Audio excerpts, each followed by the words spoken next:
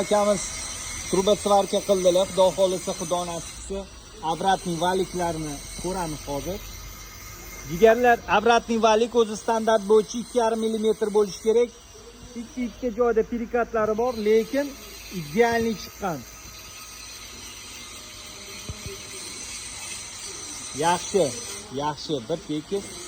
Bu endi облицовка bo'ladigan hali, lekin ichida sal bitta joylarda sal oshirib yuborgansiz, bitta joylarda. Atak ham ustilari vashli zo'r chiqqan. Xudo xolisa, xudo nasib qilsa, shoshilmang, sal shoshilmasdan qilsak, bir xil chiqadi, lekin zo'r.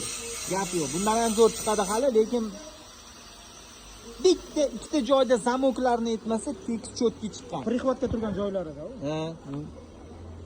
Zan shogirdlar shunaqa qiladi, jigarlar qisqa vaqt ichida trubalarni mana shunaqa obratniy valiklari bilan rossiyskiy go'st standart bo'yicha talabga javob beradigan qila olishadi. Nimaga? Chunki bular qalban nomer 1 va nomer 1larga shogird tushgan. Inshaalloh siz ham kelasiz. Bizning komandada O'zbekiston bo'yicha nomer 1 svarchiklardan biri bo'lasiz inshaalloh. Kelinglar, shoshilinglar, tezroq hunarli bo'linglar va O'zbekistonni butun dunyoga nomer 1 svarchiklari borligini tanitib qo'yinglar. Joninglar sog' bo'lsin. Sizlar bilan butun galaktikada mashhur bo'lgan svarchik nomer 1. Joninglar sog' bo'lsin.